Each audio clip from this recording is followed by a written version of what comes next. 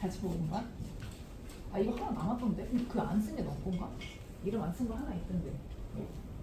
그런 것 같습니다. 지금 프린트.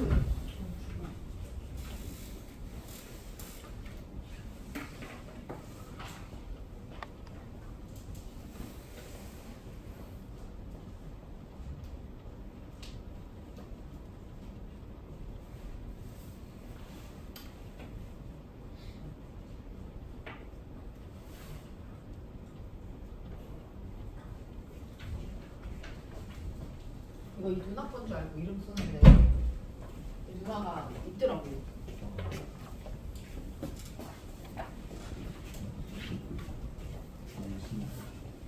지워도 돼. 자 이거 F0랑 FB랑 더했을 때 50N. 왜냐면 아래쪽으로 40N, 아래쪽으로 10N. 둘이 더한 거. 그쵸? 둘 더한 게 같아야 되니까. 그 다음 2번. 돌림의 이제 평형을 이용한 식 씁시다. 뭐를 이제 받침대로 두면 좋으려나? 문제에서 물어보는 문제가 뭐가 있는지 봅시다. 뭐 F0랑 FP의 합을 물어봤으니까 뭘 해도 그냥 놔야 되겠네요. 그쵸? 뭐 얘를 잡죠? 보통 끝을 잡으면 편하니까 얘를 회전축으로 잡아서요. 회전축으로부터 거리 이거 하나, 그다음 이거 둘, 그죠? 이거 셋, 이렇게 해서 세 개 잡아서 돌림힘을 우리가 계산을 해야 돼요. 그러면 지금 봤을 때 40N짜리랑 10N짜리랑 돌림힘의 방향이 똑같고요. 그 다음에 FP에 의한 돌림힘의 방향이 이렇게 반대가 되는 걸 확인할 수 있어요. 그치? 그럼 FP 쪽에 해당하는 돌림힘부터 먼저 쓰자면요. 4FP는 이라고 일단 쓸 수 있겠죠? 그치? 그 다음에 이제 밑으로 이렇게 돌아가는 힘 두 개 합. 그럼 여기가 이제 40이니까 3 곱하기 40해서 120 이렇게 쓰면 되고, 그 다음에 이제 요 10N짜리가 있는 위치 계산하면 여기도 이제 1이겠죠? 그러니까 여기서부터 여기까지 5라고 해서 50 이렇게 계산해주면 되겠네요. 그쵸? 그럼 여기서 FP 값 나오고 FP 값 이용하면 F0 값 나오니까 그거 이용해서 우리가 다 계산하면 될 것 같아요. 그쵸?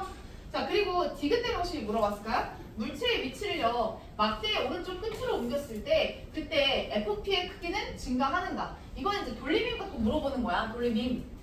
그러면 돌림힘의 평형을 맞춰야 되니까 계속 수평을 유지시켜야 되는 거잖아요. 그치? 그러면 제가 위치가 오른쪽 끝으로 가게 되면 길이가 더 어때? 팔 길이가 길어지죠. 그치? 그럼 제 뭐가 커지니? 돌림힘이 커지지. 그치? 그러면 우리 아까 반대되는 돌림힘의 크기도 그만큼 어때야 돼요? 커져야 되지 않겠습니까? 그치? 그래서 디귿은 맞다. 이렇게 체크해주시면 돼요.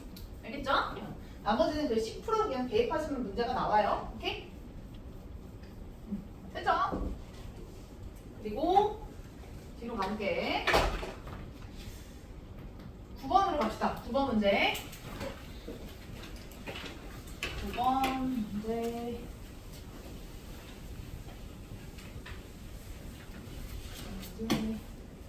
자, 그림과 같이 길이가 8m짜리, 질량이 4m짜리 막대가 있는데, 근데 여기서 수평을 이루면서 정제일 때 막대의 왼쪽 끝은 수평면과 실로 연결되어 있대요. 실이 여기 있대요. 실에 장력이 있다는 뜻이야. 그리고 막대입니다. 밖에 아니고 막대의 왼쪽 끝으로부터 3m짜리 위치에서 받침대가 있고, 그 다음에 뭐 2m짜리네요. 2m짜리 물체 A가 받침점으로부터 x만큼 떨어진 위치에 가만히 있대요.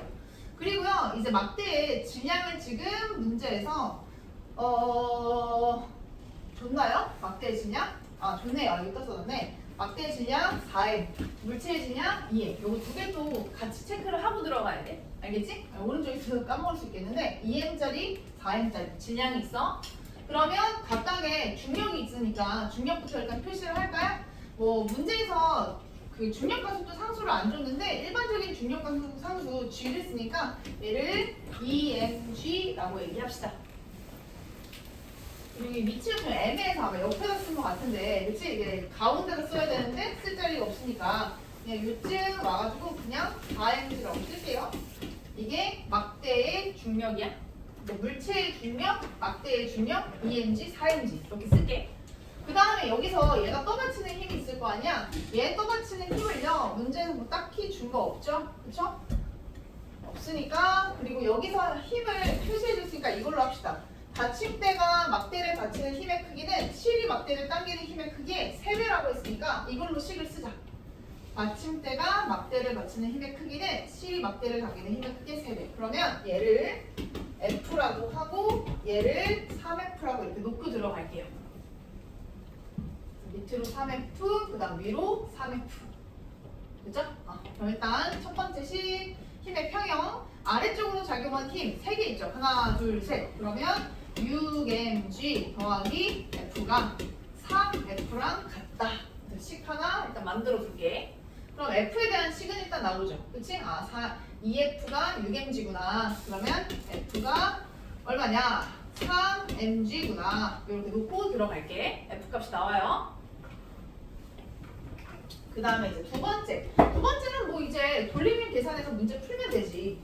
그러면 뭘 가지고 풀면 좋을까나? 뭐 다 F가 뭐 살아있고 하니까 X 값을 우리가 이용해서 문제를 풀어야 하니 뭐 여기를 기준점으로 잡죠. 여기를 이렇게 회전축으로 잡아서 그렇게 해서 돌림힘을 표시해서 봅시다. 회전축에 있는 힘은 돌림힘이 없잖아. 팔 길이가 0이라서. 그치? 그러면 이쪽으로 작용하는 애랑 이쪽으로 작용하는 애랑 방향이 같은 거고 그리고 이쪽으로 작용하는 애만 방향이 반대니까 그걸로 이제 돌림힘을 우리가 쓸 수 있겠네. 그럼 이쪽으로 팔 길이 3LF니까 3LF는 이라고 식 쓰면 되고요. 그 다음에 이제 여기서부터 여기까지 떨어진 거리 X예요. 그치? 그러면 2mgX라고 이렇게 더해서 계산하고 4mg는요 막대의 딱 중간 정도에 해당하는 거니까 막대가 아까 8L이라고 줬거든요. 그럼 4L만큼 떨어진 길이겠다. 4L 아니네요. 회전축이 내가 중간으로 했으니까 1L만큼 떨어진 위치에 있겠다. 그치? 여기까지가 3L이거든요. 근데 중심부가 이 막대가 누르는 위치니까 여기서 1L만큼 더 가야 되겠죠? 그치? 그러니까 얘 4mg 1L 이렇게 해서 곱하기 해가지고 식 만들어서 놓으면 될 것 같아요. 그리고 아까 F가 3mg라고 했으니까 그걸 집어 넣으면 바로 약분하면 몇 L인지가 나올 것 같네. 알겠지? 이렇게 계산해 주십시오. 문제. 됐죠?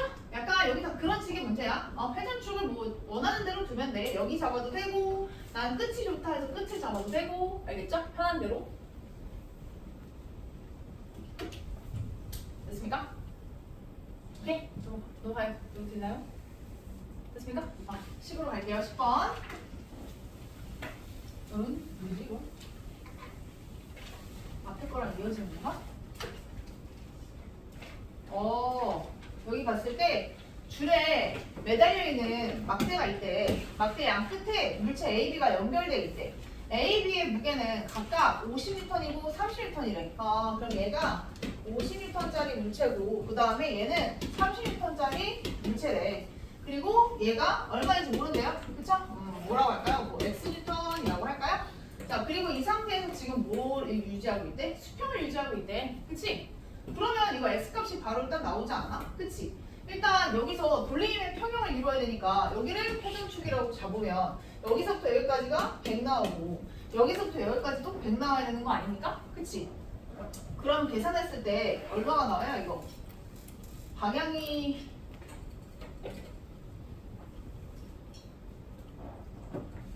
근데 30m?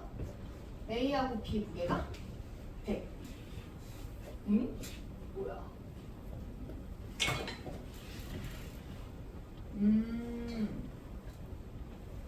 C에서 막대가 유지를 하고 있다. 2, 5, 100. 뭐지?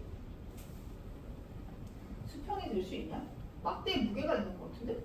막대 무게 무시한다 그랬죠?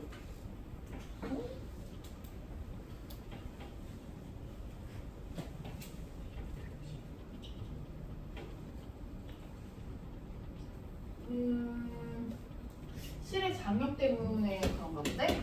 여기서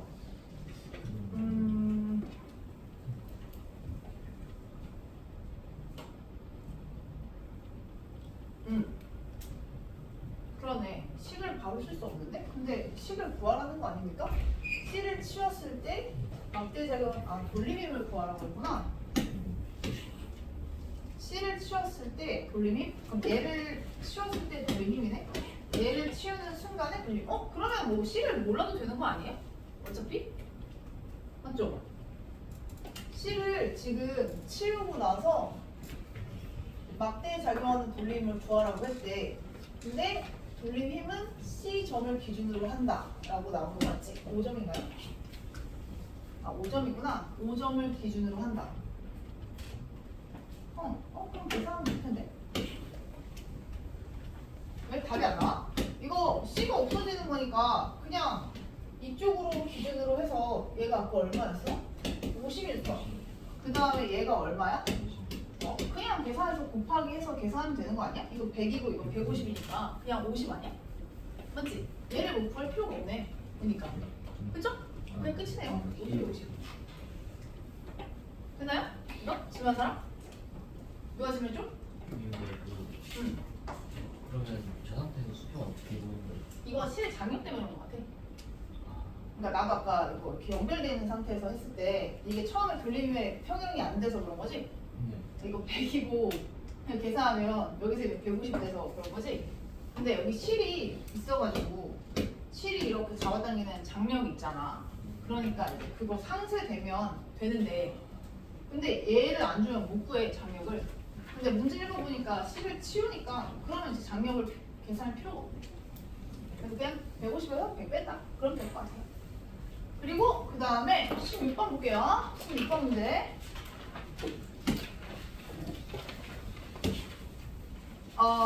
이거는 뭐야? 그림은 지뢰 한쪽 끝에 M이 3kg짜리 물체가 있대. 여기가 3kg, 3kg. 그리고 반대쪽 끝에 5N의 힘을 작용한대. 밑으로 누르는 힘이 5N이래. 그러면 뭐 이걸 왜 Mg라고 그냥 썼을까? 계산하는 식을 만들어가는 거겠지. 뭐 30N이란 뜻이잖아요. 그치? 그럼 30N, 그 다음에 이쪽은 5N 이렇게 작용을 하고 있다. 그걸 지금 표시하네. 근데 문제 보니까 물체가 뭐 하고 있대? 정지해 있대. 그러면 뭐 힘의 평형 상태이자 돌림의 평형 상태 이렇게 얘기할 수 있잖아. 그치? 그러면 힘과 돌림이 모두 어때? 평형 상태라고 얘기하면 되고 그리고 이제 문제에서 받침대가 지뢰를 받치는 힘이 뭐냐? 그러면 이거 힘의 평형을 이용하면 여기 5N, 여기 30N, 그럼 위로 얼마여야 돼요? 35N 이렇게 나와야 되겠죠? 그치? 그 다음에 다른 조건을 변하지 않고 B의 길이만 늘어난대요. 여기를 이렇게 더 늘려가지고 이쪽으로 가서 여기서 이렇게 누른대요. 그러면 F의 크기는 늘어나겠냐? 그거 말하는 거야. F의 크기 어떻게 되겠어요? 우리? 이거. 돌림의 평형이니까 그치? 양쪽이 곱하기가 같아야 되니까 맞아요. 그렇게 풀면 돼. 그러니까 여기를 회전축으로 해서 생각하면 되잖아. 얘네들이 곱한 거랑 얘네들이 곱한 거랑 같아야 되니까 그치? 그렇게 해서 해주면 돼요. 그죠? 그래서 팔 길이가 길수록 힘이 작게 든다고 그런 얘기 했었잖아. 그런 거. 오케이? 그 다음에 20번 볼게요. 얘도 그래. 맞아. 봐봐. 여기 보면은 체중이 500N짜리 사람이 있대. 이게 그 고정대가 있어서 헷갈려서 그런 거지. 얘가 500N으로 밑으로 작용하고 그 다음에 그 다이빙대의 그 무게가 1500N이래. 그러면 아래로 1500N 있다. 일단 이렇게 표시를 해야 되겠네. 그리고 지금 봤을 때 뭐래요? 고정대로부터 1m 떨어진 지점에 받침점에 작용하는 힘을 물어봤어. 여기서 작용하는 힘이 얼마니? 라고 지금 물어본 거야. 그치? 그럼 F값이 얼마냐? 라고 했으니까 지금 가만히 서 있으니까 힘의 무슨 상태예요? 평형이자 돌림의 평형 상태 아니겠습니까? 그치? 그러면 이거 여기를 이렇게 고정대에서 여기를 회전축으로 잡고 얘의 돌림 힘과 그 다음에 얘의 돌림 힘과 얘의 돌림 힘이 어때? 평형을 이룬다. 그 식만 세면 그냥 풀려. 그치? 그럼 굳이 여기 있는 힘을 우리가 알지 않아도 그냥 풀 수 있긴 하잖아요. 그치? 얘네들이 돌림 힘이 같고 얘가 돌림 힘이 반대니까 얘의 돌림 힘이 얘네들의 돌림 힘의 합과 같아. 그렇게 해서 풀면 될 거예요. 식을 써주자면 1500 곱하기 이거 막대가 지금 얼마야? 4m잖아. 4m의 중간 2. 그 다음에 얘 500. 그러면 500 곱하기 4는 얘만 반대니까 1 곱하기 F 하면 뭐 F에 대한 식이 그냥 바로 나온다. 이 말이지. 그쵸? 답이 나올 겁니다. 20번 문제. 쭉. 네, 이 정도. 그리고 책 한번 가볼까? 책. 아까 그 책 아니고 뭐냐? 이거 하고 이제 그 뭐냐 뒤에 작용반작용이랑 운동량과 충격량 한번 보도록 할게. 이거 맞나요? 지금 4번? 책 4번이 이거지? 뭐죠? 이거 질문한 사람? 이거야? 페이지 맞아?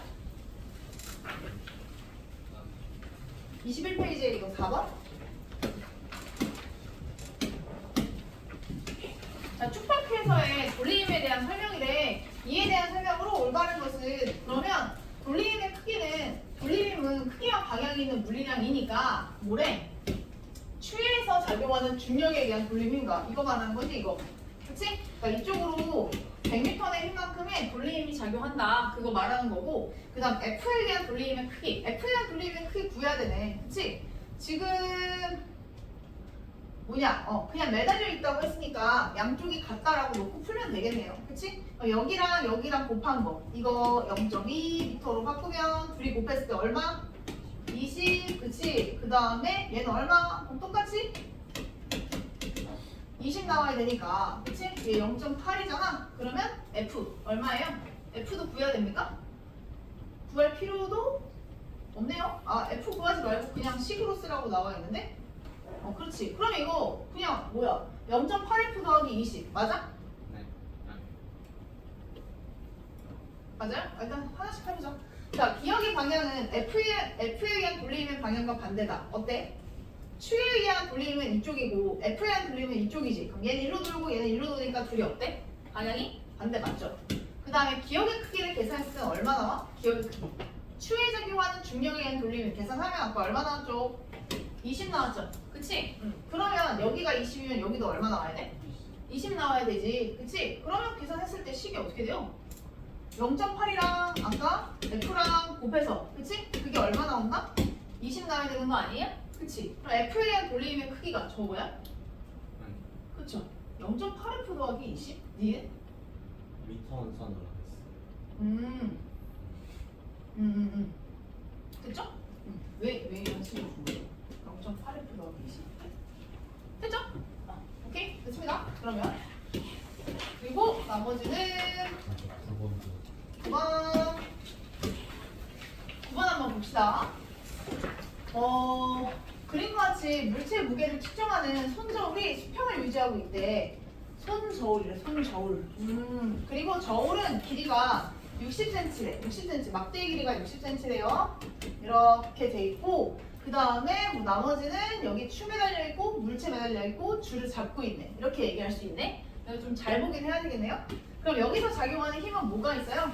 밑으로 추가 당기는 중력 10N 있어야 될 것 같고, 그 다음에 물체의 무게가요 얼마인지 몰라요. 그러면 뭐 얘를 XN 뭐 이렇게 잡읍시다. 그 다음에 지금 내가 물체의 줄을 매달아서 잡고 있잖아. 그럼 잡고 있으면 내가 이렇게 당기는 실의 장력 T가 있겠죠? 그치? 그래서 일단 여기서 작용하는 힘 3개는 이렇게 하나 더 있네요. 막대도 있네요. 막대 0.5kg니까 막대의 중력 5N까지 있네요. 그치? 힘이 3개가 들어가 있네요. 그러면 이거 더한 게 얘랑 같아야 되니까 T는 15 더하기 X 일단 이렇게 써야 되겠네. 그치? 이게 힘의 평형에 대한 식 첫 번째. 그리고 이제 두 번째 뭐 써야 돼요? 돌림의 평형으로 써야지. 뭐로 하는 게 좋겠어? 우리 지금 뭐를 죽일까? 뭘 해도 계산을 해야 되긴 하겠는데 줄이 막대를 당기는 힘을 물어봤잖아? 줄이 막대를 당기는 힘이 T 값이잖아? T에 대해서 물어봤으니까 T를 살리고 X를 죽이죠. 여기를 회전축으로 잡아서 돌림에 대한 식을 씁시다. 그럼 우리 얘 이쪽으로 돌고 얘 이쪽으로 도니까 얘네 둘의 합과 얘가 서로 어때? 같다라고 하면 되겠지? 그치? 그러면 식이 어떻게 돼요? 0.1t는 그리고 얘 중심까지 가야 되니까 얼마야? 0.6 곱하기 5 보이나? 0.1t는 0.6 곱하기 5 그 다음에 더하기 얘까지의 거리가 얼마야? 여기가 지금 30이고 그쵸? 아 이거 내가 왜 0.8 맞게 한 거냐? 0.4 0.3이요? 잠시만요. 제가 얘를 뭘로 한 거예요? 다시 할게요. 자, 0.1 곱하기 t는 얘죠, 얘 중심. 아, 0.3이네. 0.3 곱하기 5 더하기 얘는 얼마야? 30에서 갔으니까 맞아. 0.4 곱하기 t 이렇게. 그럼 여기서 바로 t가 나오네. 그치? 그럼 t값 뽑고 t값에서 넣으면 이제 x값 뽑고 다 풀 수 있긴 하네. 그치? 그 디귿은 막대의 중심을 회전축으로 할 때 막대의 중심을 회전축으로 한데 그때 추의 무게에 의한 돌림 힘과 물체의 무게에 의한 돌림 힘이 평형을 이룬다. 추의 무게에 의한 돌림 힘과 물체의 무게에 의한 돌림 힘이 평형을 이룬다. 틀렸죠? 그치? 왜 틀렸어? 얘랑 얘도 있는데 얘도 있어가지고 틀려. 알겠지? 7의 장력까지 들어가야 돼. 근데 틀려. 그렇게 계산해 주시면 돼요.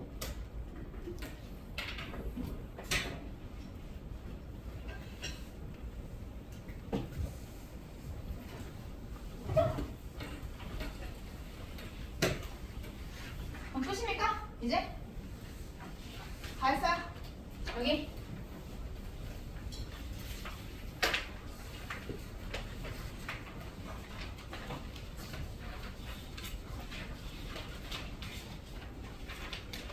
다 했으면 책으로 가봅시다. 책. 이제 원래 책 있죠? 원래 책으로 가요. 여기 이제 뒤로 나가면 될 것 같아요. 네네네.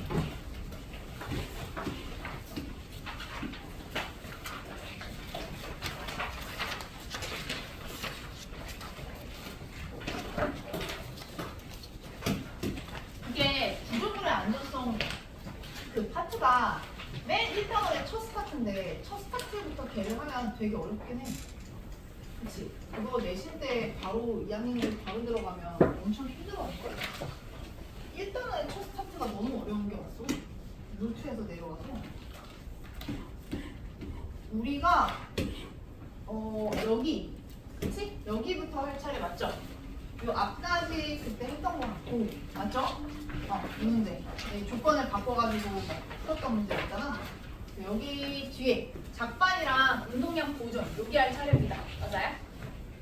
해보세요. 페이지 69페이지.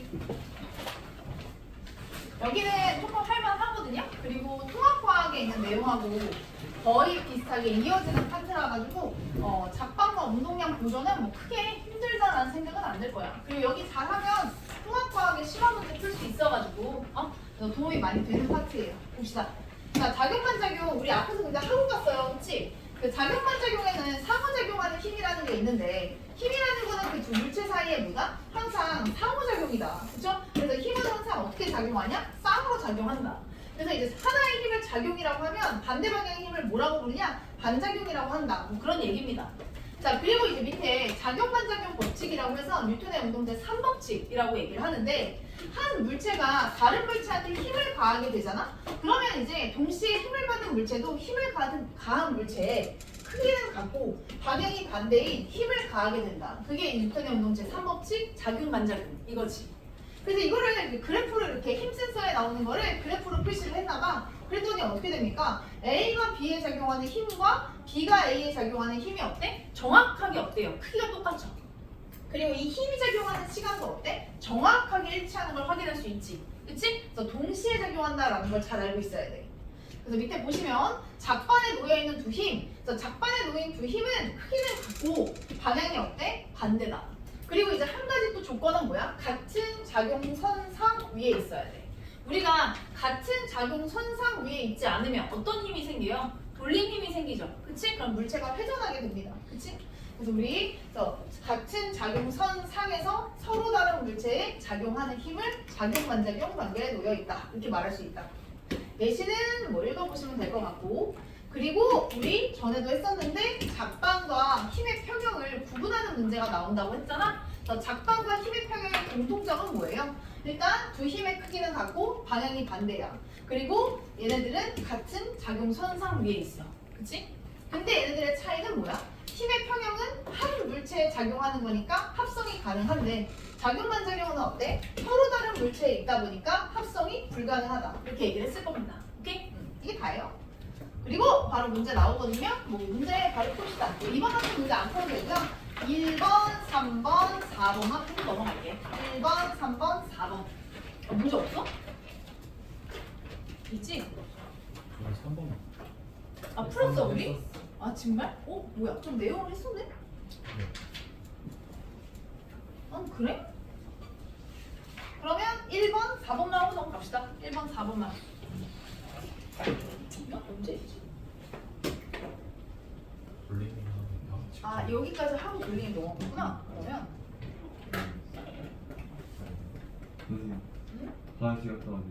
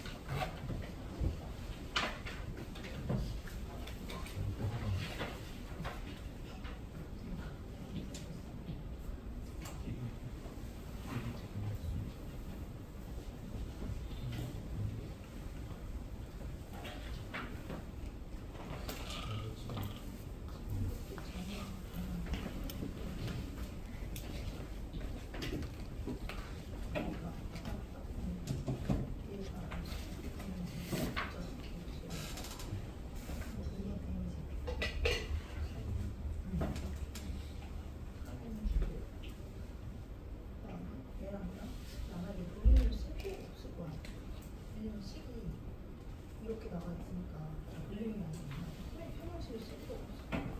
여기서 근데 20 나오고 여기서 20 나오니까 두 개 나오잖아. 이렇게 하면 그냥 지워버리고 그냥 막대를 세션수로 아예 잡아버리고 그럼 얘들 돌리는 게 나오잖아. 그거 신경 쓰면 바로 F자로 가.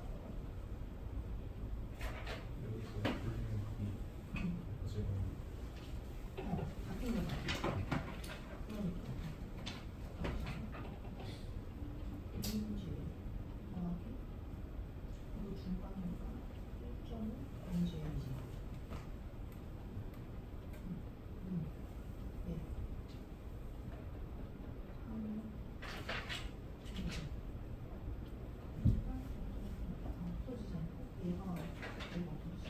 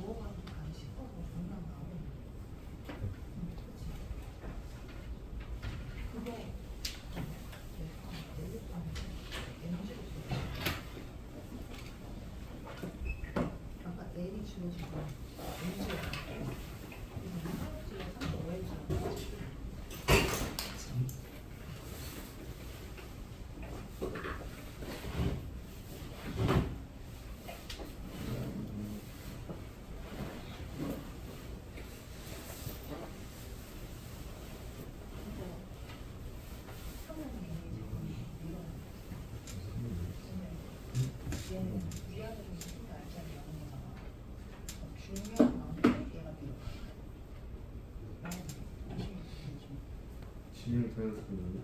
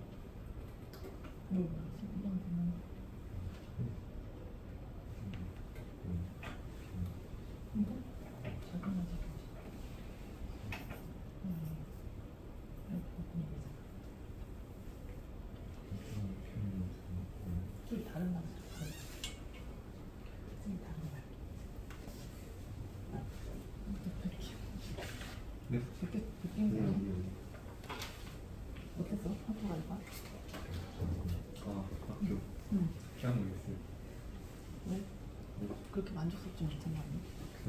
분당점 엄청 나왔다는데. 어때? 이길만 하겠어? 빈집 소리 잘한 거 같아.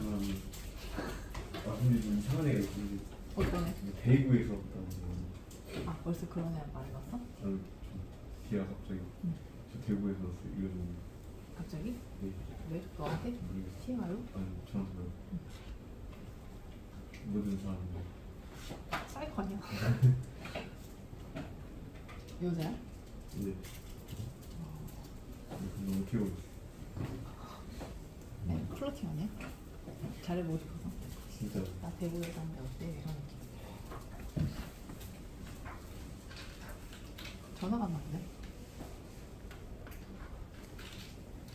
너네 학교도 전화번호 있었잖아. 아 걔요? 진짜 못하는데 걔는 어디서 왔는데? 걔도 그런 쪽에 갔어요. 대구? 김 갔어요. 아, 김거 왔어? 아, 김하진? 아 그때 너네가 말했다, 그치? 걔는 까다롭고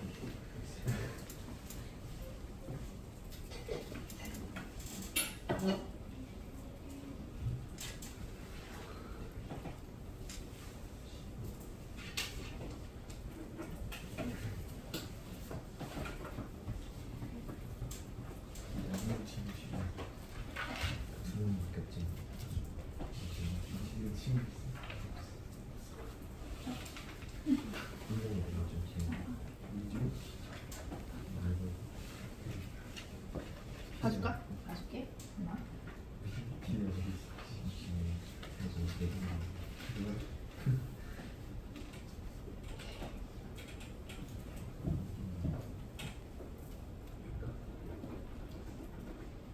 괜히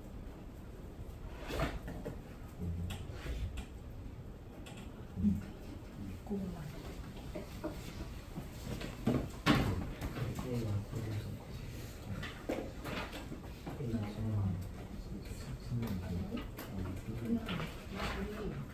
그거야. 그렇게. 요즘 얘랑 다른 거 아니야? 그랬을 때. 요리 시키는 아니 했어? 그래서 봐줄까?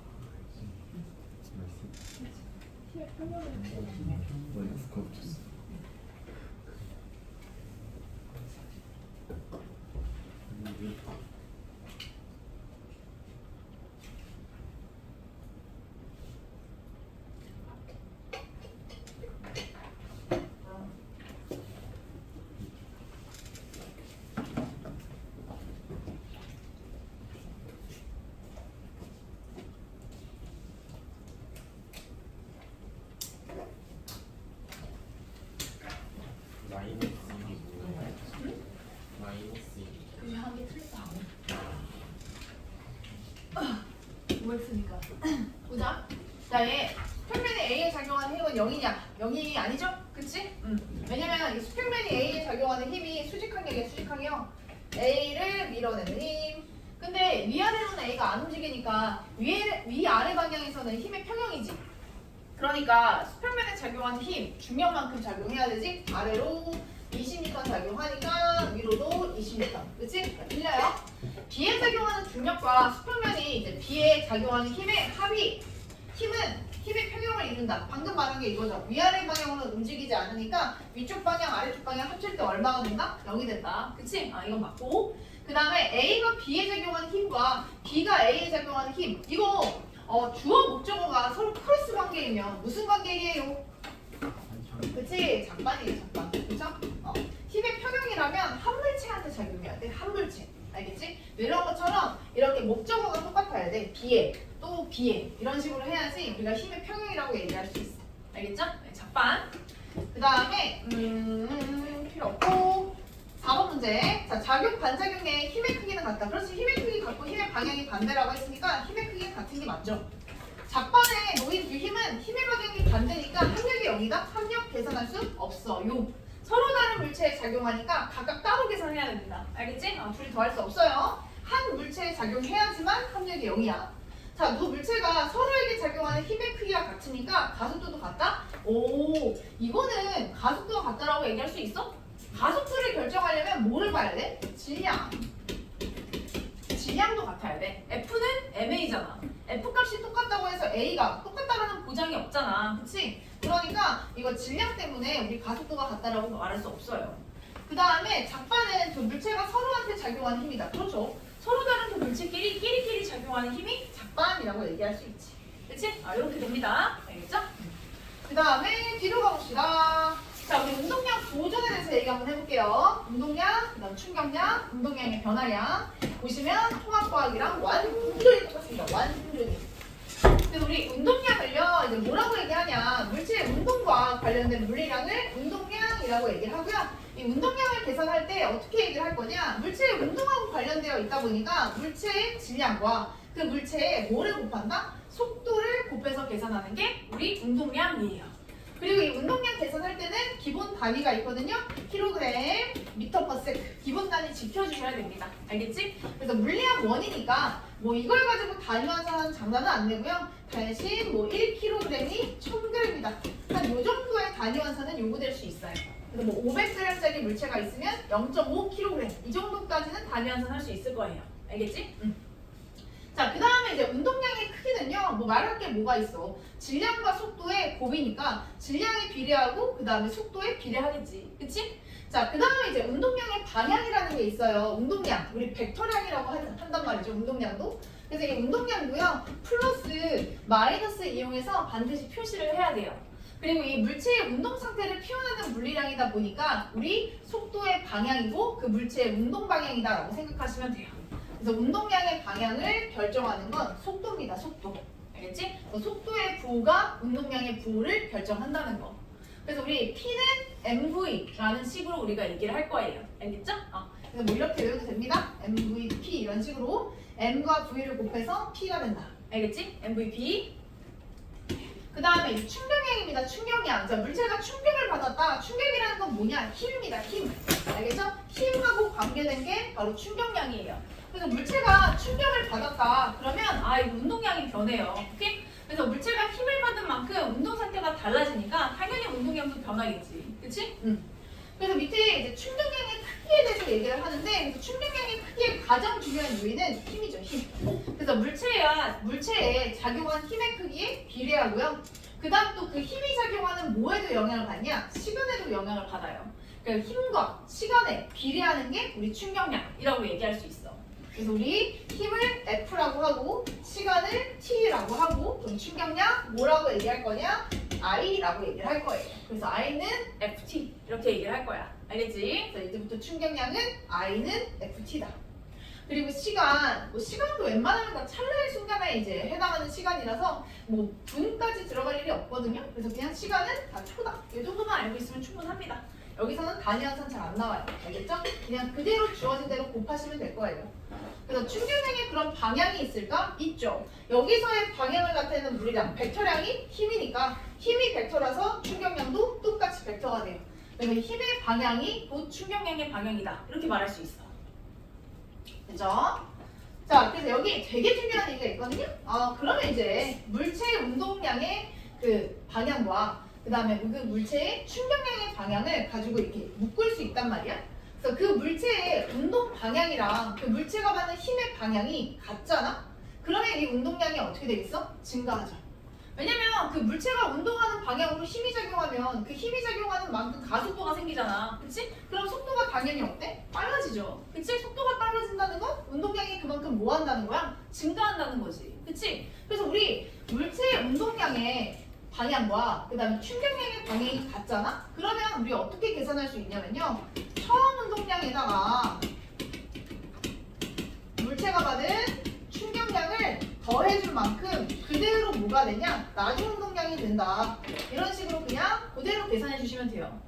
그래서 처음 운동량이 있는데 그 운동량에다가 물체가 충격을 받게 되면 충격을 받은 만큼 그대로 운동량이 늘어난다. 이렇게.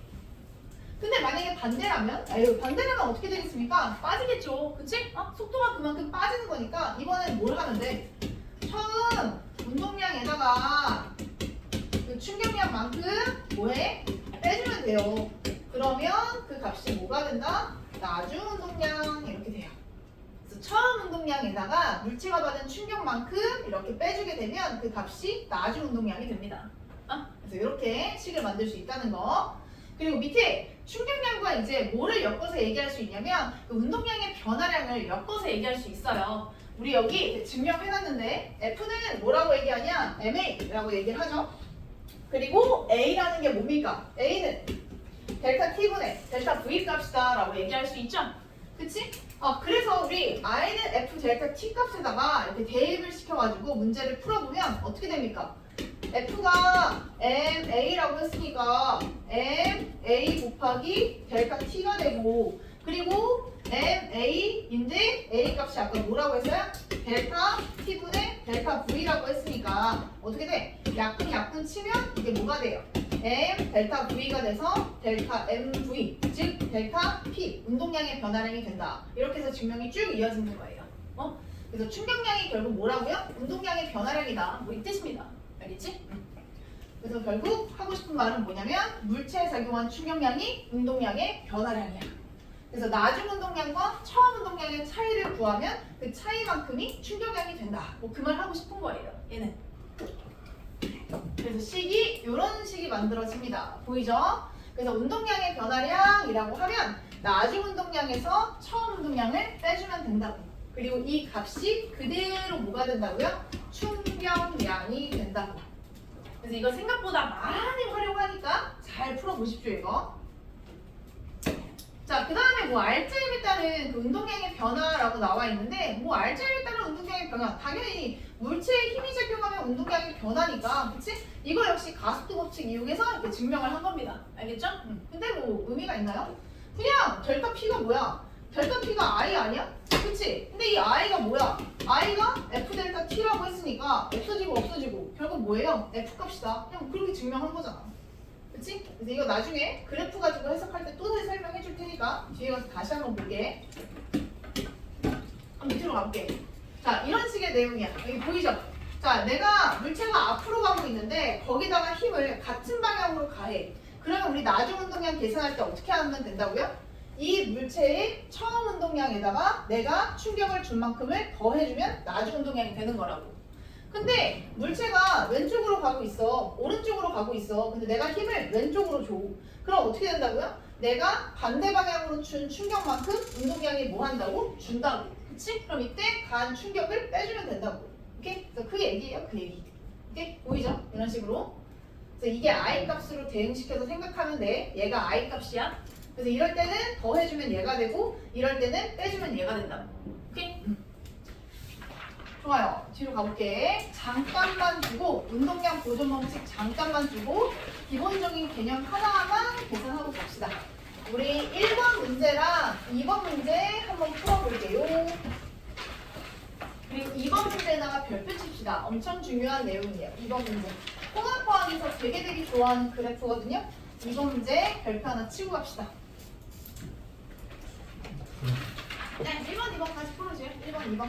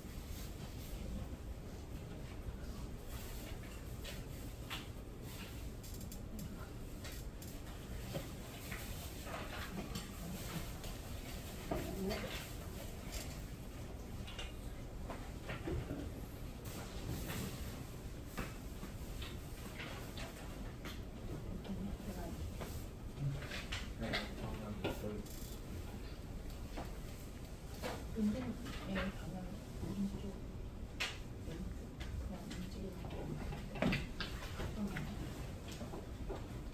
이거 표 충격량의 방향, 힘의 방향, 운동의 방향, 운동 방향.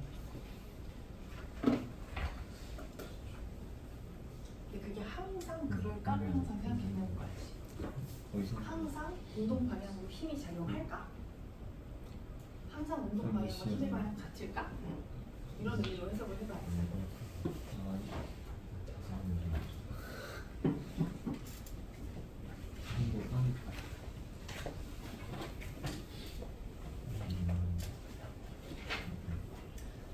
운동량의 변화량의 방향이지. 그럼 이거 바꾸면 뭐야? 충격량이지. 그럼 충격량의 방향 또 바꾸면 뭐야? 힘의 방향이지. 그럼 힘의 방향이 가속도의 방향이지. 그런 식으로 가면 진짜 충격량의 방향이 그럼 힘의 방향이지. 운동의 방향, 운동 방향이지. 같을 수도 있고 다를 수도 있지. 항상 그럴 수는 없습니다.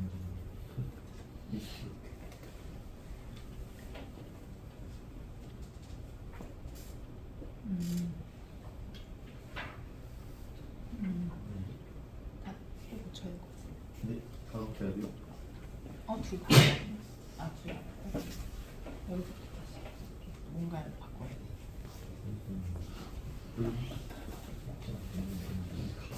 속도가 다른 거 아니야?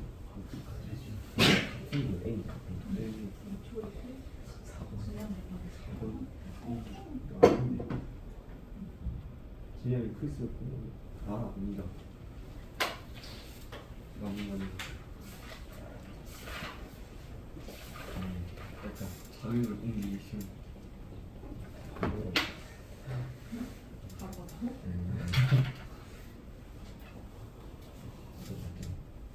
이거 맞고 이거 아니지?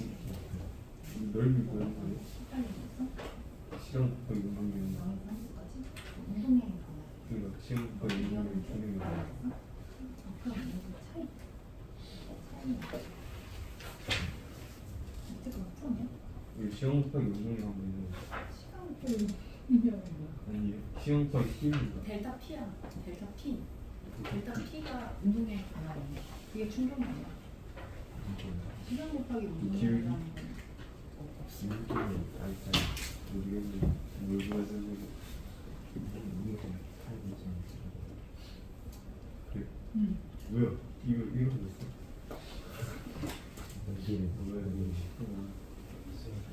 나올까? 맞잖아. 이거? 이거 얘는 얘가 의미하는 게 뭐야? 델타 T네? 델타 P지. 이게 델타 P I지. 지는 거는 지금 일단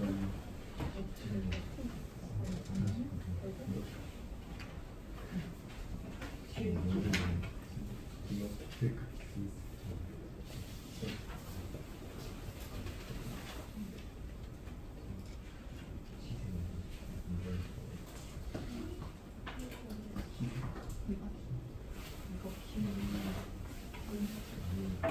이거 델타 T지.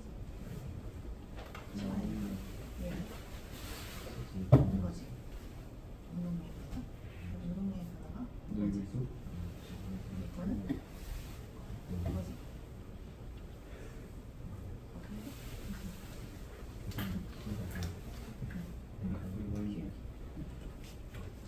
내가 안 들리게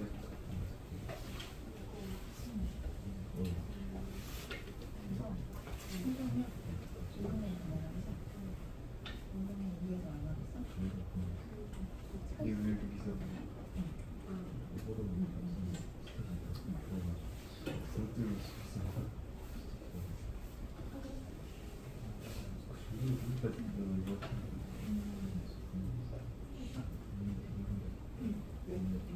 왜 운동량이 변화하는 방향은 운동량의 방향은 충격량, 충격량의 방향이지. 운동량의 방향은 충격량.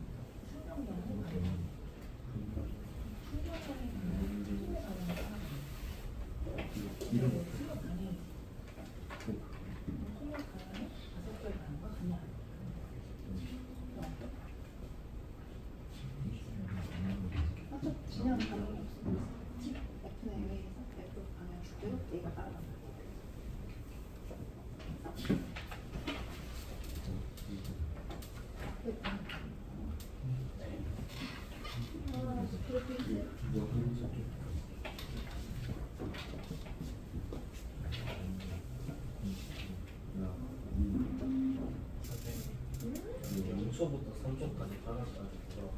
음. 0초일 때 중량이야, 1초일 때 중량이야, 이렇게 해서 충격량은 그 변화.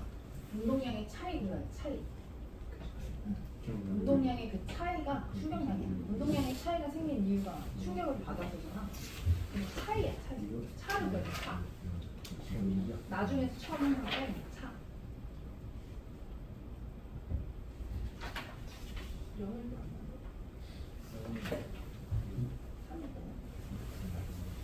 차이. 노동 기간 맞아. 그냥 양을 먼저. 일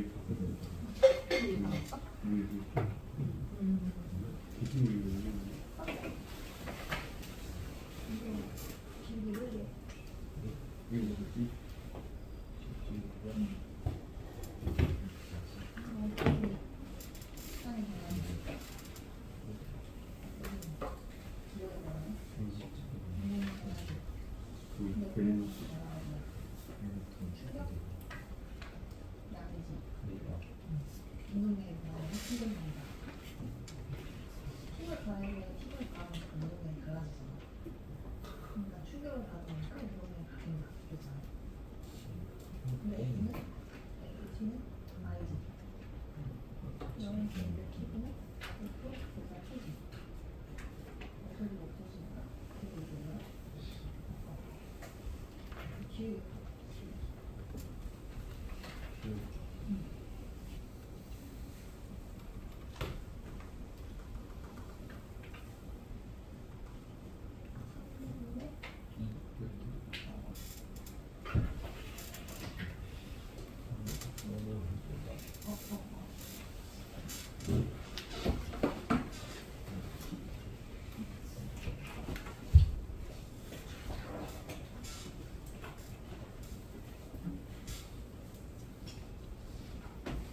다 맞출게요.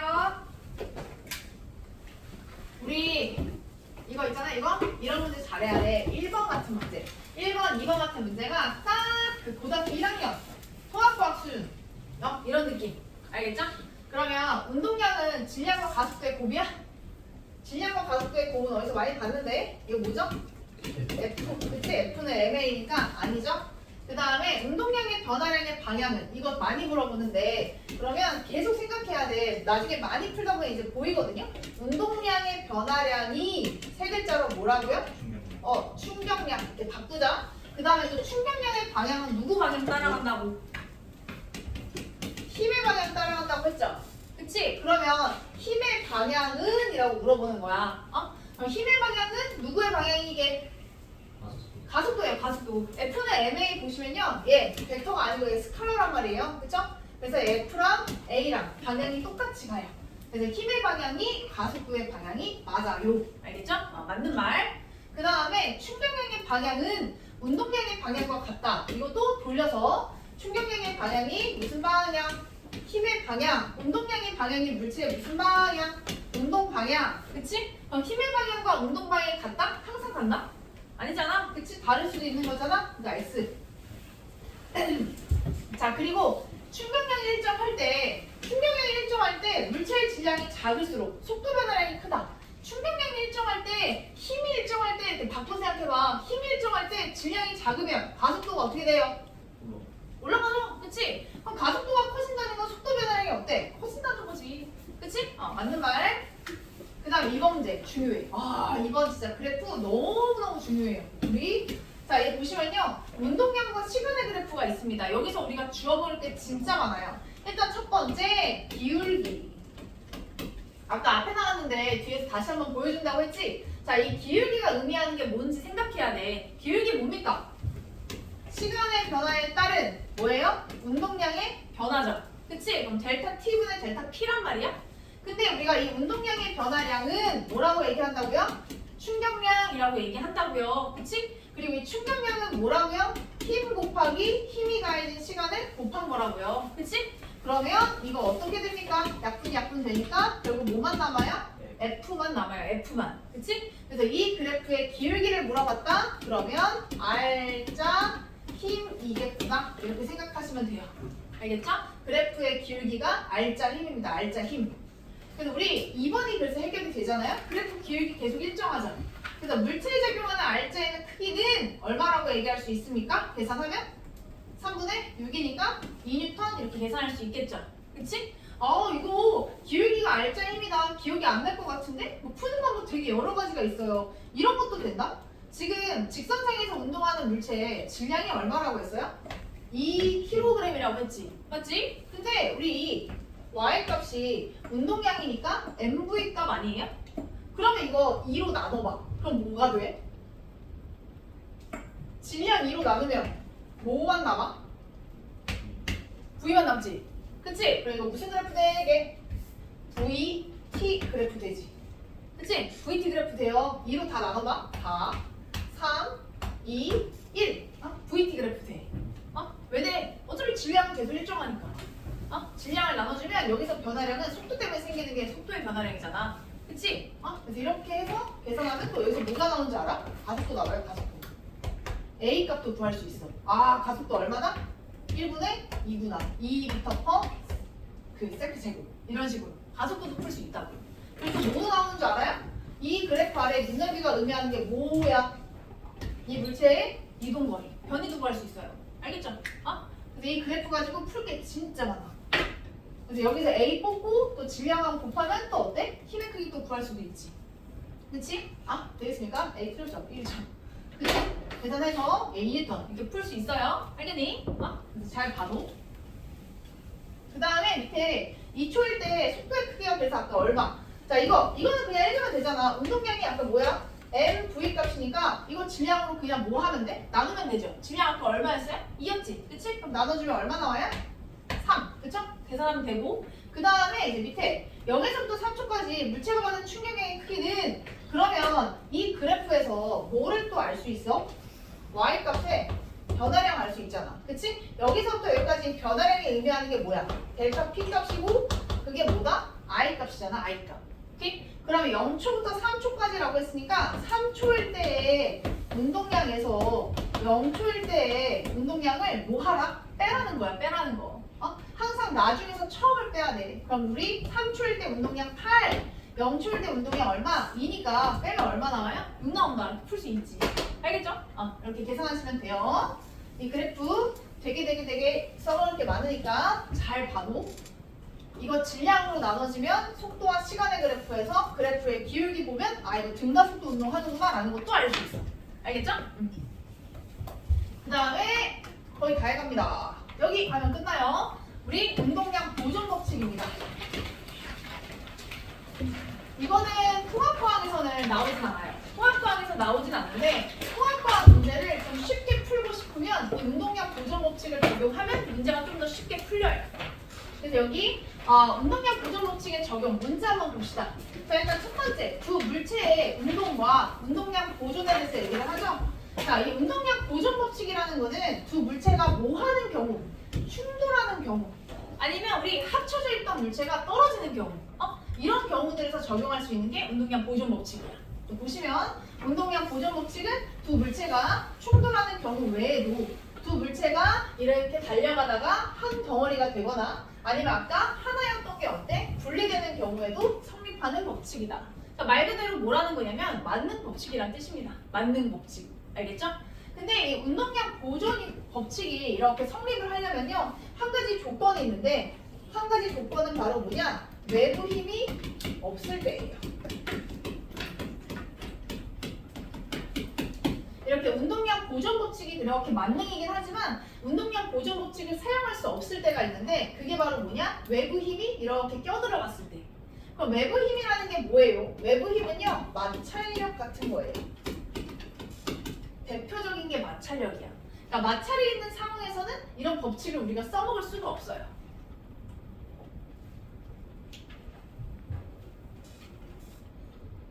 그러니까 운동량 보존 법칙을 사용할 수 있는 거는 뭐냐? 순수하게 서로 간의 힘만 작용할 때. 서로 간에. 그러니까 이렇게 물체가 부딪히거나 떼어질 때도 어때? 서로 간에 작용하는 힘이 있을 거 아니야. 그치? 그럴 때만 우리가 써먹을 수 있어.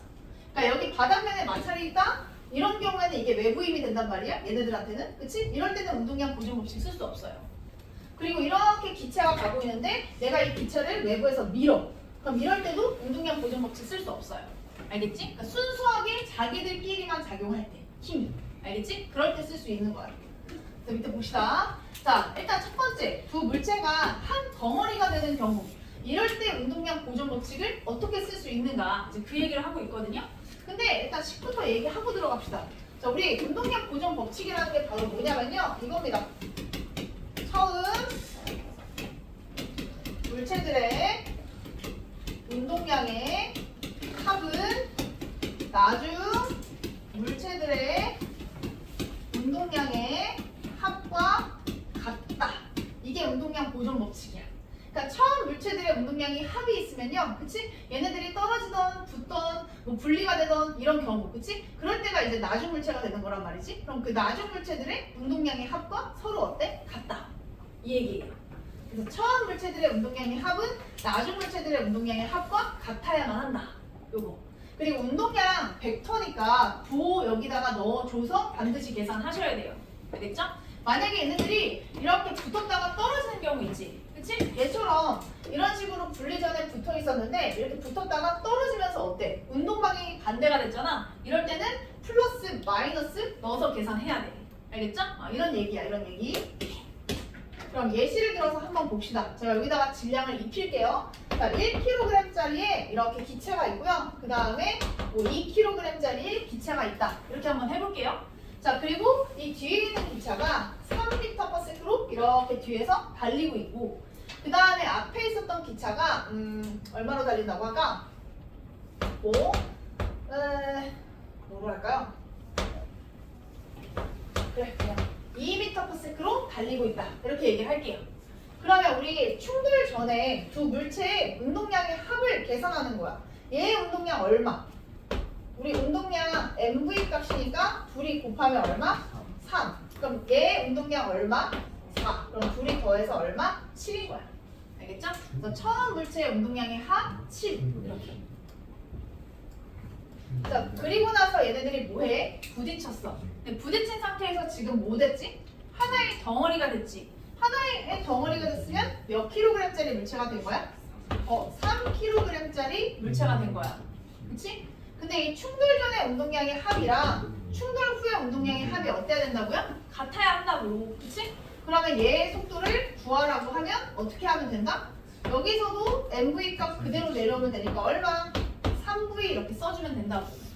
그럼 한 덩어리가 되었을 때 이 물체의 속도는 얼마일 것이다? 3분의 7m/s일 것이다. 이렇게 계산할 수 있다. 이거지. 그쵸? 별거 없죠? 엄청 간단해요.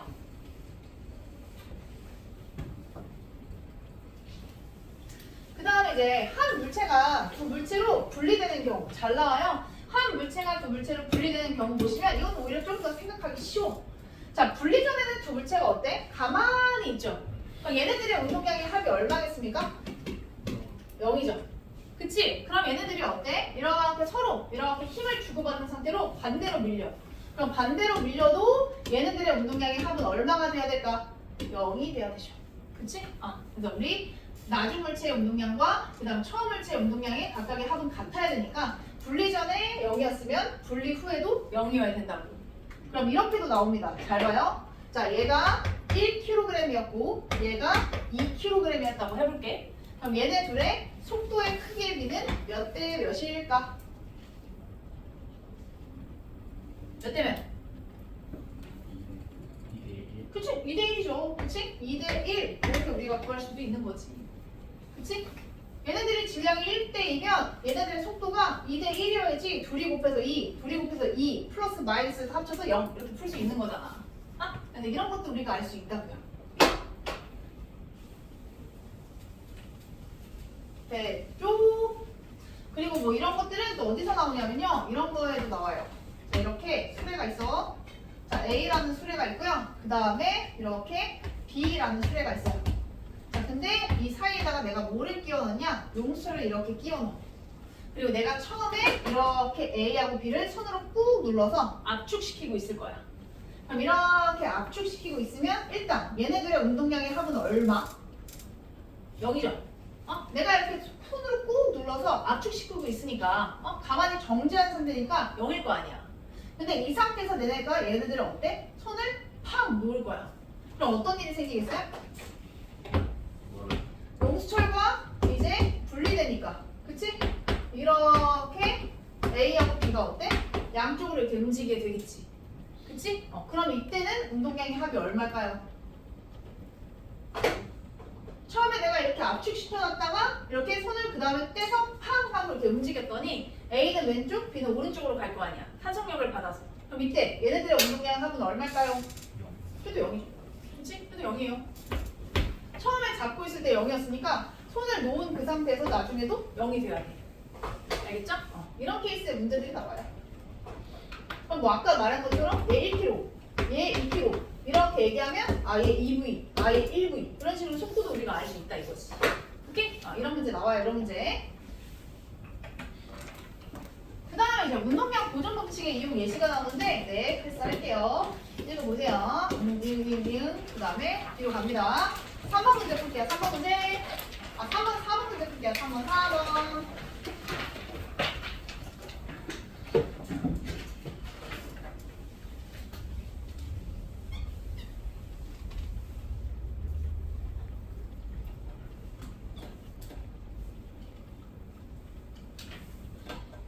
다한 사람 61까지 하자. 오늘 61까지 할게요. 그 뒷장 75. 내가 위에 글씨로 75, 아래 글씨로 61페이지. 그거 하고 뒤에 거.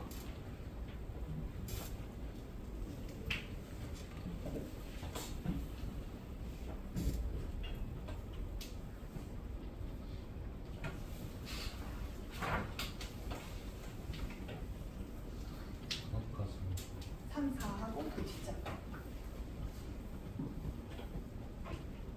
혹시 흑백이라서 안 보이는 거 같은데?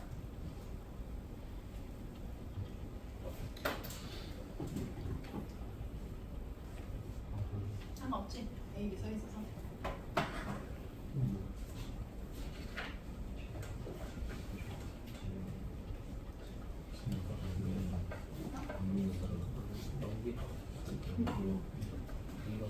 네. 네.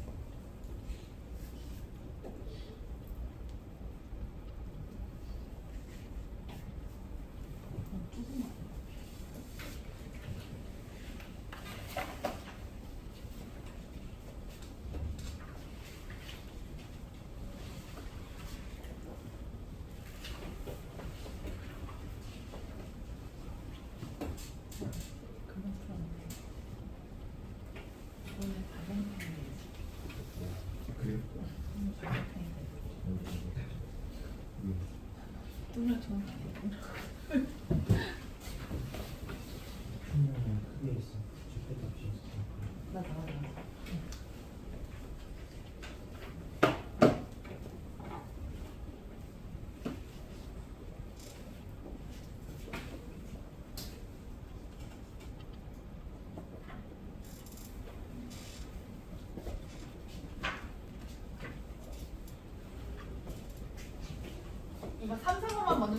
할게.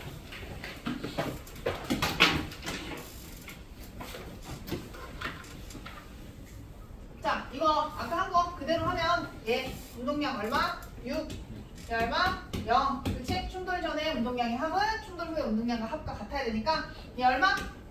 아, 얘 3kg짜리 V라고 하니까 맞아. 그치? 그럼 V 얼마? 2. 그쵸? 그래서 이렇게 써주면 되고요. 그 다음에 얘 얼마? 10. 얘 얼마? 6. 8. 자, 18. 그럼 얘 얼마? 2. 얼마? 맞아. 그럼 얘 얼마? 맞아. 그래서 이렇게 다 체크해 주시면 돼요. 오케이? 뒤로 가요. 뒤에 문제 푸세요. 잘 못 풀어.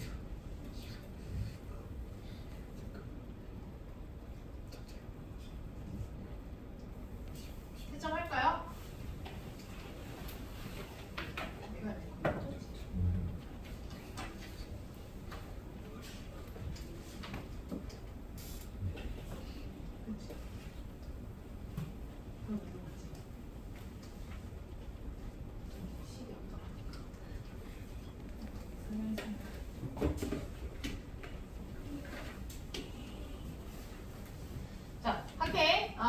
B하고 A가 달린 그 마찰이 없는 수평면에서 동일 직선상에 운동하고 있는 모습이래. 마찰이 없다라는 거는 이제 외부 힘이 가해지지 않는다라는 뜻입니다. 그치? 그래서 순수하게 A, B끼리 작용하는 힘만 있다. 이런 뜻이야. 그러면 이제 A의 속도가 충돌하기 전에 3, B의 속도가 충돌하기 전에 1이었다. 이렇게 알려주고 있는 거예요. 그치? 그럼 여기서 이제 충돌 전의 운동량의 합을 우리가 계산을 할 수 있지. 그치? A의 질량이 1kg, B의 질량이 M 이렇게 했으니까 여기서의 운동량의 합은 얼마? 3 더하기 M 이렇게 쓸 수 있겠죠? 그치? 그 다음에 이제 여기서도 충돌 후에 이제 운동량의 합도 같아야 하니까, 그치? 얘 M, 얘 1kg, 그쵸? 이렇게 넣어서 얘는 2M, 그 다음에 얘는 1, 그쵸? 그럼 둘이 어때? 같다? 이렇게 일단 식을 만들었겠죠? 그쵸? 그러면 우리 계산하면 이제 M 값이 얼마 나올까요? 예, 2 나옵니다. 그쵸? 그래서 우리 B의 질량이 2kg이구나. 이렇게 얹어놓고 일단 들어가 볼게요. 자, 1번 B와 충돌하기 전과 후에 A의 속력은 각각 얼마냐? 뭐야? 읽으라는 거잖아요. 그치? A의 속력은 3에서 그 다음에 1이 됐어요. 3과 1이죠 뭐. 그치? A의 속력 3이었고 그 다음 A의 속력 1이었으니까 3과 1 이거 쓰라는 거예요. 그 다음에 충돌 전에 A의 운동량과 B의 운동량을 쓰래. 방금 했네요 제가. 그치? 아까 A의 운동량이 3이고요 B의 운동량이 M이에요. 그치? 그 다음에 충돌 후에 A의 운동량과 B의 운동량 쓰래요. 자, A의 운동량 얼마냐면요 아까 1이었고요 B의 운동량 얼마였냐? 2M이었어요. 그치? 이거 쓰라는 거예요. 그 다음에 이제 밑에 자, 충돌 전에 A하고 B의 운동량의 합이 얼마였냐? 3 더하기 M이었고요 충돌 후에 A하고 B의 운동량의 합이 얼마였냐? 2M 더하기 1이었습니다. 그치? 그래서 아까 제가 계산하는 거대로 그대로 쓰면 M은 2kg다. 이렇게 나왔을 거예요. 그 다음에 충돌 전과 후에 A의 운동량의 방향이 어떤 이에요? 운동량의 방향은 바로 뭐예요? 속도의 방향이죠? 속도의 부호거든요. 근데 아까 A, B 둘 다 어때? 둘 다 플러스였기 때문에 운동 방향은 달라지지 않았어요. 그치? 그 다음에 충돌 전의 운동량의 크기는 A가 B보다 어떻냐라고 물어봤어요. B의 질량이 나왔으니까 이제 나오겠네. 그치? 얘가 2거든요. 그러면 충돌 전에 A의 운동량은 3이었고요. B의 운동량은 2였기 때문에 A의 운동량이 B보다 어때? 커요. 그래서 A가 B보다 큽니다. 충돌 후의 운동량의 크기는 어떻게 됐습니까? 계산하면 얘 1이고요. 얘 아까 2였으니까 넣으면 B가 더 커지네요. 그치? B가 더 어때? 크니까 A가 B보다 더 작다. 이렇게 써주면 되겠네요. 그치? 그리고 한 가지만 더 할게. 그러면 A하고 B 있지? 얘네들의 운동량의 변화량은 어떻게 돼? A하고 B의 운동량의 변화량? 계산하면 A 얼마? 3에서 얼마 돼요? 1. 1 됐으니까 그러면 A는 3에서 1 됐다. 그치? 그럼 B는요? 2에서 얼마? 좋다. 그럼 A는 얼마 줄었어요? 델타 P를 계산하면 얘 얼마? 마이너스 2죠? 그치? 그럼 얘는 얼마예요? 플러스 2네. 그럼 이게 곧 뭐라고요? I 값이야. 그치? 그러니까 I를 보니까 어때? 그래. I 값의 크기는 같은데 그대로 보면 어때? 정확히 반대지. 그치? 왜 이렇게 생기는 거야? A하고 B가 어때? 순수하게 서로 주고받는 거잖아. 그치? 이거 아까 어떤 경우에요? A가 지금 B를 뒤에서 뭐 하는 거야? 이렇게 박는 거지. 그치? 그럼 박을 때 무슨 힘이 작용해? B가 A를 미는 힘. 그치? 그 다음 또 A가 B를 미는 힘. 그치? 그럼 이거 무슨 관계? 작용? 반작용. 그치? 그리고 아까 작용 반작용에 놓인 힘은 힘이 작용하는 시간이 완전히 어땠다고 했어? 같다라고 하지 않았어? 맞죠? 그럼 얘네 둘을 곱하면 이게 뭡니까? 각각의 충격량이 되지. 그치? 근데 힘의 방향이 반대니까 하나 플러스 하나 마이너스 이렇게 나오는 거지. 그래서 이렇게 순수하게 두 물체가 부딪힐 때는요 얘네들의 충격량의 크기가 서로 어때? 같아요. 알겠죠? 오케이? 그걸 밑에서 물어보고 있죠. 그래서 보시면 1번 잠깐 두고 그래서 2번 충돌하는 동안에 A가 받은 충격량과 B가 받은 충격량의 크기는 서로 어때? 크기는 절대값이니까 같은 게 맞지. 그치? 그 다음에 두 물체가 충돌하는 동안 외부에서 힘이 작용해. 내가 뭐라고 했어? 외부에서 힘이 작용하면 운동량 보존을 쓸 수 있다 없다? 없다. 그치? 네, 쓸 수 없어요. 그 다음에 운동량의 크기가 같고 방향이 반대인 두 물체가 부딪힌 후 그러면 운동량의 합은 얼마가 돼요?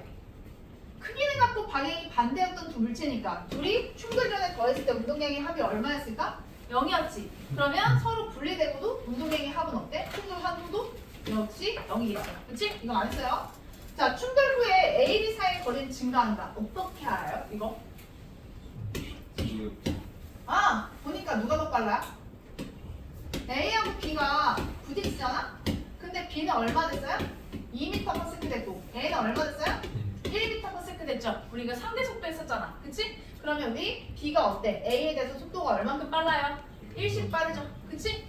그러면 4예요? 아니 맞아. 맞죠? 깜짝이야. 그치? 그럼 이거 1초마다 거리가 얼마씩 늘어나요? 1m씩 늘어나지. 그치? 알겠어? 그러니까 이거 계속해서 거리가 어떻게 된다? 벌어진다. 이렇게 풀 수 있겠죠? 맞아? 그 다음에 뒤에 내용들 보시면 여기 그 작용반작용 문제 들어가 있고 그리고 뭐 풀만한 문제가 있었잖아?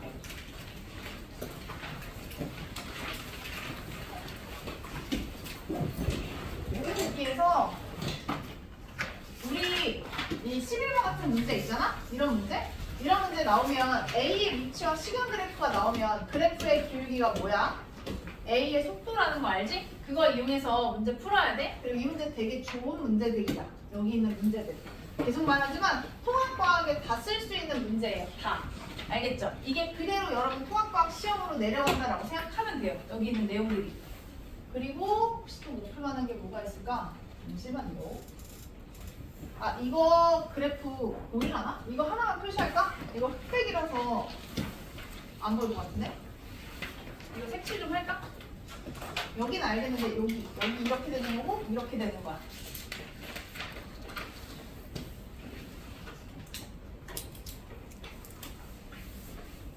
이거 좀 어렵겠다. 그래도 이것도 기울기도 보세요. 기울기 속도다. 알겠지? 그럼 A, B의 속도의 B가 나온다. 그리고 이거 기울기 부호 따야 돼. 알죠? 이 플러스, 이 마이너스 속도 부호 따야지 운동량 정확히 나온다. 알겠죠? 플러스 마이너스까지 해야지 정확한 계산값이 나와. 이거. 그럼 한 개만 힌트 줄게. 이거 A하고 B가 충돌하는 거니까 A의 운동량의 변화량이랑 B의 운동량의 변화량이랑 서로 어때야 돼? 크기가 어때야 되지? 같아야 해요. 크기라서 절대값이라고 할게. 알겠죠? 이거 A, B 두 물체가 부딪히는 경우니까 A의 운동량의 변화량이랑 B의 운동량의 변화량의 크기가 같아야 돼. 그러니까 충격량 똑같다고 했잖아. 그치? 그래서 A의 운동량의 변화량만큼 B의 운동량의 변화량이 같아져야 된다는 거 생각해서 푸세요. 알겠지? 근데 절대값이라고 했어. 절대값이야, 절대값. 알겠지? 하나 플러스 하나 마이너스 나오는 거 알죠? 그리고 아까 말한 이런 용수철 문제 보이죠? 이렇게 합쳐졌다가 팡! 이런 식으로 나눠지는 거. 근데 뭐 쫄 거 없어요. 용수철이 있던 말고 쫄 거 없이 그냥 운동량 보존 법칙 이용해서 그냥 문제 풀면 돼요. 알겠지? 그리고 귀여워. 여기도 마찬가지. 알겠지? 이것도 그냥 각각의 물체로 개별적으로 놓고 문제 풀면 돼요. 알겠죠? 한 덩어리일 때 운동량 계산하고 각각 떨어졌을 때 운동량의 합 계산해서 같다. 이런 식으로 하면 돼요. 위에 그래서 조건도 붙잖아요. 그치? 그 운동량의 크기가 얼마냐라고 했을 때 B가 A 6배라고 했으니까 이거 6P라고 두고 그 다음에 얘를 1P라고 둬서 이거 플러스 이거 마이너스 이런 식으로 잘 해서 문제 풀어야 돼요. 알겠지? 여기는 정말 통합과학으로 가니까 넌 진짜 잘 생각해서 푸셔야 돼요. 여기 있는 문제들. 영미 그렇죠? 이런 것도 마찬가지. 근데 뭐 별로 어려운 문제는 아니에요. 알겠죠? 좋아. 모두 해도 뭐 대상 없어요. 그리고 얘도. 나머지는 뭐 내가 더 더 이상 이제 줄 필요 없을 것 같은데. 이것도 할 수 있죠? 아까 한 그래프, 그치? 이거. 아까 한 거 잘 보고 해. 문제. 뭐해? 미쳤네. 여기까지 풀어보자. 아니, 꼼꼼히 풀어보세요. 알겠죠? 여기까지. 서술형 안 해도 되고 21번까지 풀어 충분하니까 알겠지? 꼼꼼히 풀어보세요. 21번까지. 아까 앞에서부터. 어디? 76쪽부터. 알겠죠? 풀만 할 겁니다. 여기는. 혼신을 다해서 풀어오십시오. 혼신을 다해서. 알겠지?